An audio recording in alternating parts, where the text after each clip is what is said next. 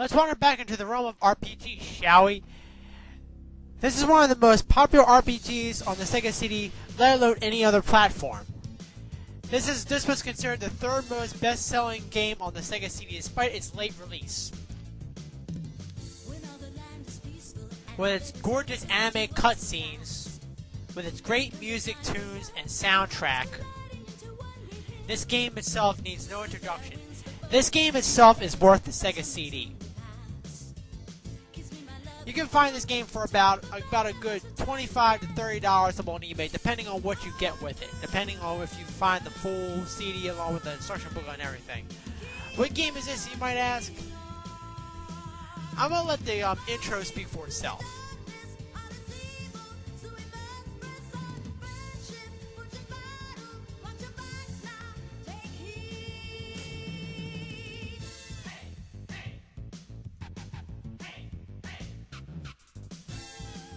Even though the English translation isn't the best for the lyrics and things and all that stuff, but it's still pretty catchy. It would have been a lot better if it was in Japanese, though,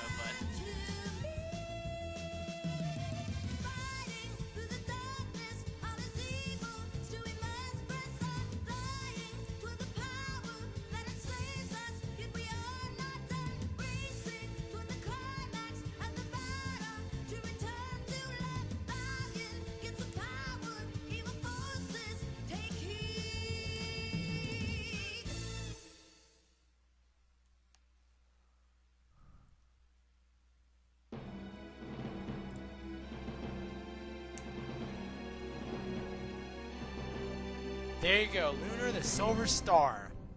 One of the best RPGs I've ever played in my youth. This game starts off as you are... It tells you the synopsis of the story. I'll give you a quick synopsis of the story of this game, okay? You play as Alex, a boy who vows to be a Dragon Master, just like his owl, Dragon Master Dyne, who he and 3 others, known as the 4 heroes, have saved the world once from evil forces, which eventually inspires you to go on a quest to become the next Dragon Master. And eventually you adventure places such as the White Dragon Cave and eventually the entire world, and eventually leads up to having you to save the world from utter destruction. And just like as you can see from the overall map, it plays somewhat like a like the overall walking around exploring. It's kind of like a Final Fantasy or a Chrono Trigger type RPG. Your traditional console RPG fare, you know, nothing really different from the norm. But really, what stands out about this game is the actual music and the story. These two things is what makes this game so noteworthy, and especially if you're an anime fan. If you're an anime fan, be sure to eat this game up. You know, if you're a big anime fan, then this is your kind of game, because this pretty much has anime art all written all over it. Like, you walk around here and you go explore, you go into different houses, pretty much typical stuff. And like I said before, the sound in this game is just really, really great. The sound in this game is just steals the whole game. It's what makes the game from being a good game to being a great game. As you go along, you meet more people and they become friends and they eventually join your party. And every single person, major character that you meet always has some kind of anime introduction, such as this. Sometimes it's vocal introduction, sometimes it's just text only. And the voice acting in this game is pretty good for its time, and I mean, it doesn't compare to voice acting nowadays, but back then, voice acting back in 1993, back when this was made, was pretty good. And the anime cutscenes is just something that really just steals the whole game, you know?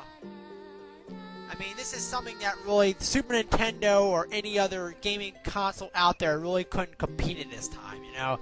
And this is something that the Sega CD had. And this is the biggest boast of the Sega CD system, that it was able to use full motion video in gaming.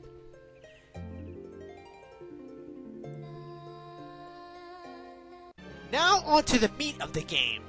You can go into weapon shops, buy different weapons, go into armors, buy different armors, buy robes, buy whatever clothing you need to protect yourself. You can also sell items, buy different items such as herbs, antidotes, meal rations. typical RPGs stuff. But a lot of people are asking me, what about the battle system in this game? What about the battle system? How's the battle system? Well, I'm about to show you in a minute. This is the world map of the game. Typical RPGs stuff. And in this game, you use Nile to save your game, who is your pet/sidekick, who follows you around and pretty much gives you advice of where you need to go or what you need to do during the fight.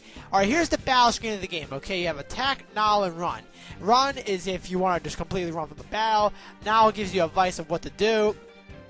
You have AI, which you use just to attack whatever enemy automatically, whatever random enemy automatically. If you press attack, you can specify what enemy you want to attack. And this game kind of plays like a Chrono Trigger type system where your characters are actually actively moving around the screen where the enemies are to attack them. And you can also press flee. If you press flee, that flees you from the enemies that are coming and attacking you. You see Lunar, see how she just flung? That's what fleeing does. It helps you to escape away from the enemies if you're currently under attack or if you're currently surrounded by enemies. That'll help to escape from the enemies from taking too much damage. And you can also use magic in this game too. As you gain more levels and things like that, you get from anything from healing magic to support magic to attack magic and different things. In this game, you don't go to hotels or inns to heal up your life. In this game, there are scattered pillars throughout each of the world map which you can touch to heal your life points. However, it does not heal your magic points though. If you want to heal your magic points, there are different pillars in the ground which allows you to heal your magic points.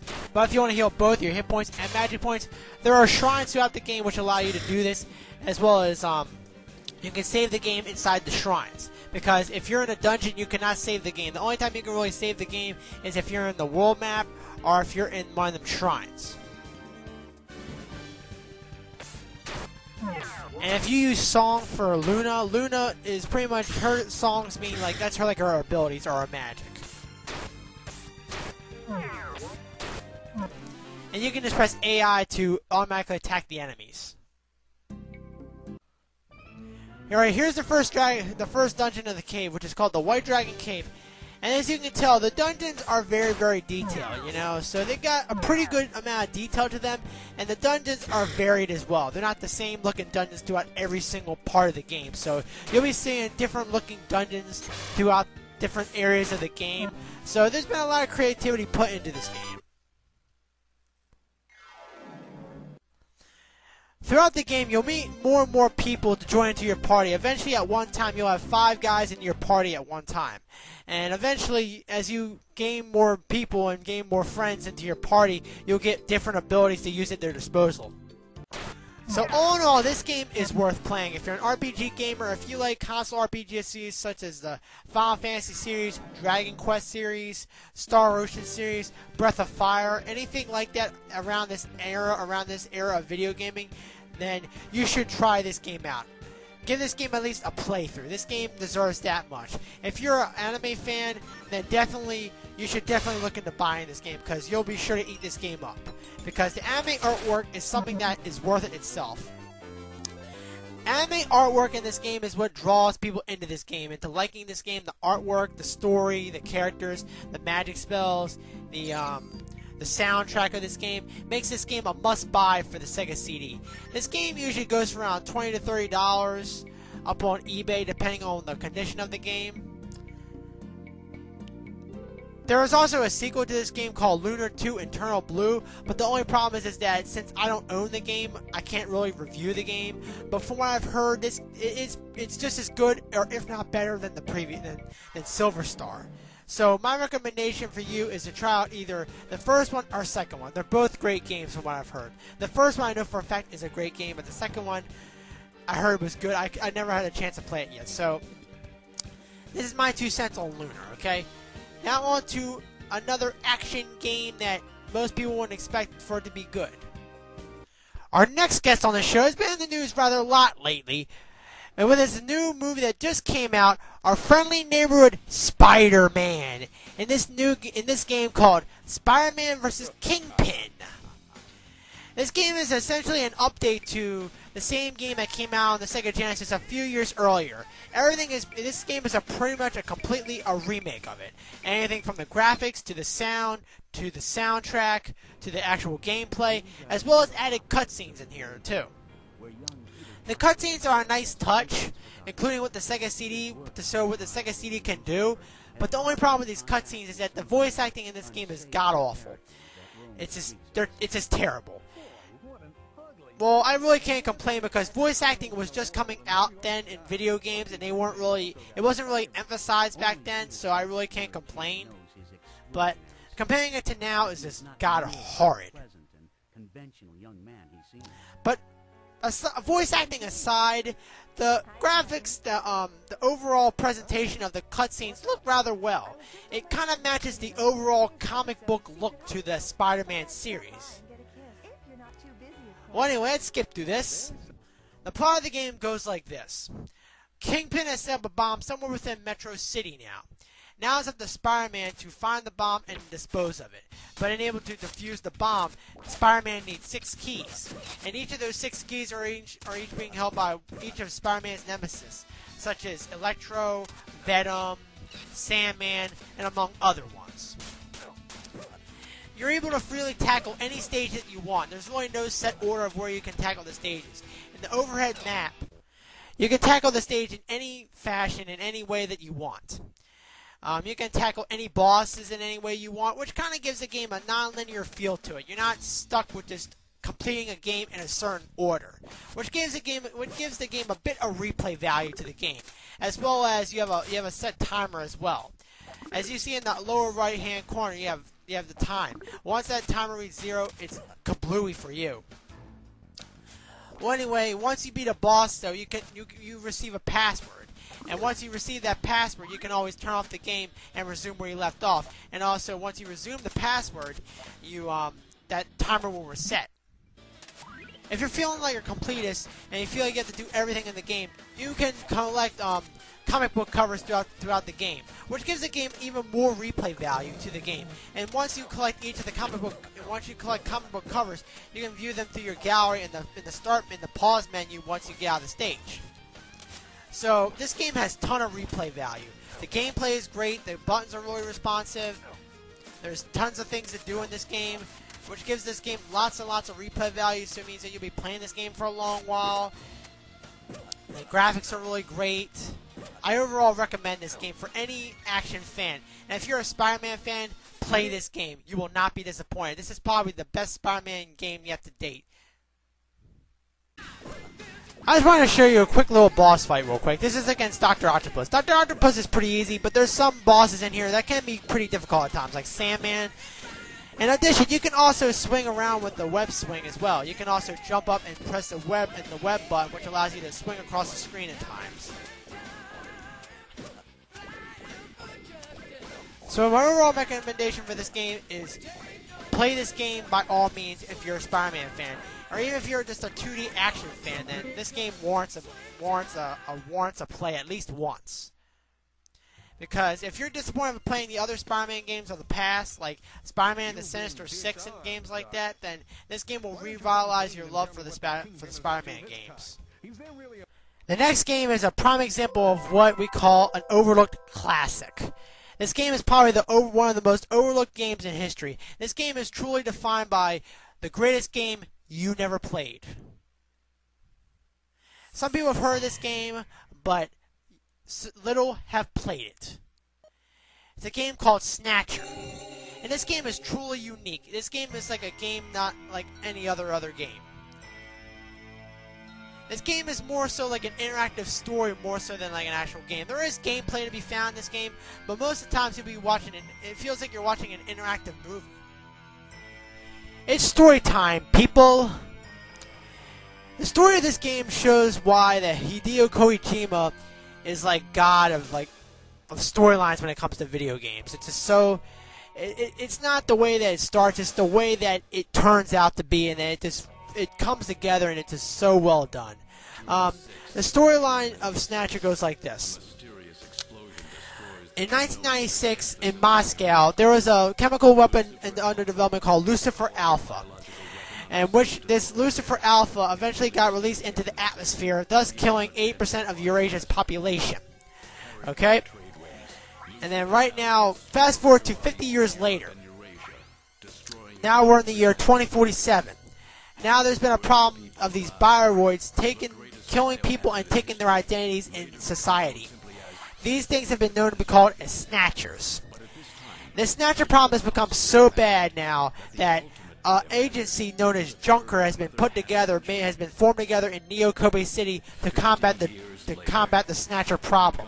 This is where you come in.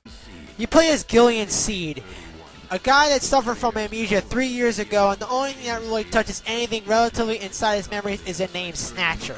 So Gillian Seed decides to join the Junker agency and able to combat the Snatcher problem and to see if he can get his memories back of him and his wife, because him and his wife have suffered amnesia. So Gillian feels that this is somehow destiny, that he's destined to fight the Snatcher problem and then to get his memories back.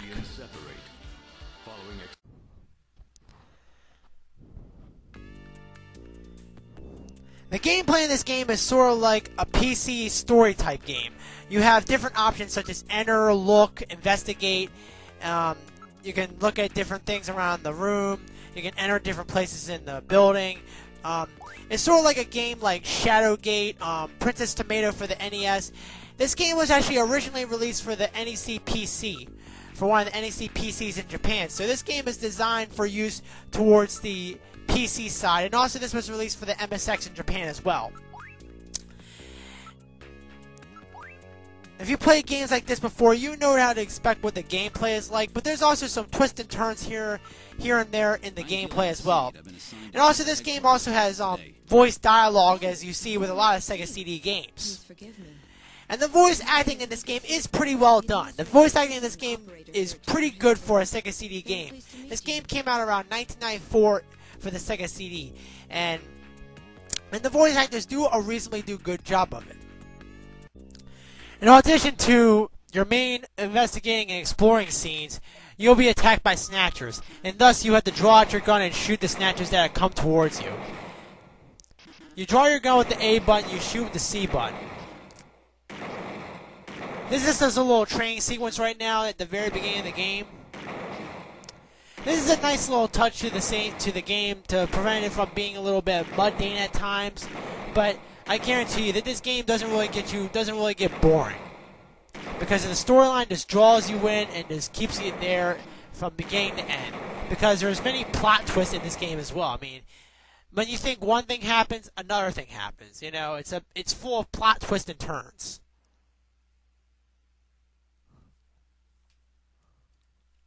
Metal Gear. Also, if you're a Konami fan, you'll be sure to love this game as well. This game takes many references to many Konami games, most notably the Metal Gear games. Because as you can see, your assistant, which is called your navigator, who is responsible from anything from investigating the area to saving your game, is named Metal Gear. Introduce yourself. And you use him from anything from saving your game to calling other people through a video phone. Programmed to be your personal assistant. Metal Gear? That's a pretty weird name. Oh, he's cute. And there's also references to other Metal Gear games on here. They make references to Metal Gear games as well too. So if you're a Konami fan, you'll like this game as well, because and also you see many Konami characters make cameos in this, such as the Castlevania characters like Simon Belmont, Dracula, even Sparkster from Rocket Knight Adventures makes a little cameo you see in the background. Adjusting itself to your reaction. Like I said before, you get yourself a gun which you use to defeat the Snatchers that come towards you. But don't worry though, there's not that many scenes where you actually get attacked by Snatchers. But most times the challenge of this game usually comes from puzzles and things like that, trying to figure stuff out. Sometimes you have to look into something, you have to research something using the computer through the in the system of the game. Like in the game, there's like this little computer you have to use to find information about different people and things like that. So you have to use that computer and able to find certain stuff, which is somewhat more the challenge, more so than actually getting attacked by Snatchers. Because usually Snatchers only attack at certain events. I mean, you don't really get randomly attacked by Snatchers, so don't worry about that.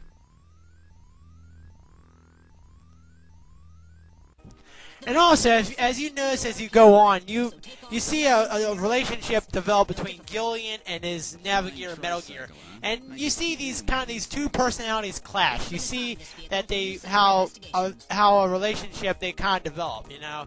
So the characters in this game are very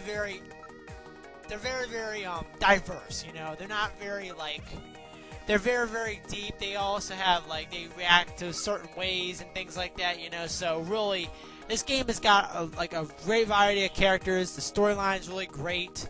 There's plenty of plot twists for you to keep you interested. It's something different from most Sega CD games that are out there. So if you're looking for something different, Snatcher is the game to get. And many of Konami's games have been really known for having really great background music, and this game is no exception. The background of this music is just really great. The background music always matches what's going on in the environment and what event is currently happening, and it blends very well with the game. When you're in an eerie environment in the game, and that's what the background music gives you. It makes you feel like you're actually in that eerie environment. It makes you feel that you're actually there, you know? One last thing. An episode of when Snatchers attack. As I said before, the Snatcher scenes are not very challenging. They're pretty easy. If you're playing with the control pad, they're pretty easy to beat. If you're playing with the Enforcer gun, you can use the Enforcer gun, the same gun you use for Lethal Enforcers. Then it is a bit more challenging because you have to manually aim the gun. But other than that, it's pretty easy. Most of the challenge comes from the game, from the actual things you have to solve, like the puzzles and where you have to go next. That's where mainly the challenge comes from. Not really from the Snatcher scenes. But in closing, and plus this game takes a lot of references from a lot of sci-fi movies, such as the Terminator, the way that the Snatchers look, and other sci-fi movies of the genre. So bottom line, if you're a fan of sci-fi, if you're a fan of cyberpunk, if you're a fan of Hideo Kojima, if you're a fan of Konami in general, then you warrant yourself to play this game. It's that good. The only drawback about this game is that since this game came out right when the Sega CD was on its way out, this game is very rare. This game goes for around over $150 on eBay easily. And the thing is that it's kind of hard to find a copy nowadays. So the best thing to do is if you really want to play it through emulation. It's that good. I mean, if you just want a storyline that just draws you in with many plot twists that just keeps you guessing from beginning to end, play this game. Bottom line. Well, to be truthful, I have 2 more games I could review, but the only problem is that my emulator does not work on these 2 games. No matter how hard I try, these 2 games will not work on my emulator. Those are Soulfeed, which is a 3D shoot-'em-up game, which is like a shoot-'em-up, but it's kind of like in 3D. You got 3D polygons and things like that. And Pop Full Mail, which is a action/RPG, and a really good one at that. It's probably one of Working Design's best works. And anyone that likes action/RPGs or anime RPGs, check out that game. Pop Full Mail is definitely worth it. The only problem with that is that it doesn't work on my emulator, and that's how I do my video recordings through emulator. And I don't have a TV tuner card, so I can't really record off my TV, and I can't really use my webcam because my webcam fucking sucks when it comes to recording off the TV set. So, aside from the games that I've just showed you, and the ones that I've just mentioned, there are some that are out there that I have not played yet that are well worth getting from what I heard, such as games as Dark Wizard, They, and Lunar 2 Eternal Blue, which is a game that I haven't played yet. I plan to play very soon. But aside from those 8 games I've showed you, anyone to say that Sega CD didn't have any good games is full of shit. Because even though the Sega CD wasn't really what you call a commercial success in terms of money and financial, but it did have its charm, and it did have some great games for the system. And some of those games are just well worth getting the system itself, such as Snatcher, Lunar, The Amazing Spider-Man vs. Kingpin. Those games are just well worth the Sega CD price alone. And these Sega CDs are relatively cheap. So that leads me to my next thing. What's the next topic? It has something to do with the Sega CD, but it is about video game genres that have died. Video game genres I like to call are V games. These things were supposed to be the head of the way of the future, and pretty much they turned out to be a big fat flop. Stay tuned for the next video. Video game genres that died. FMV games.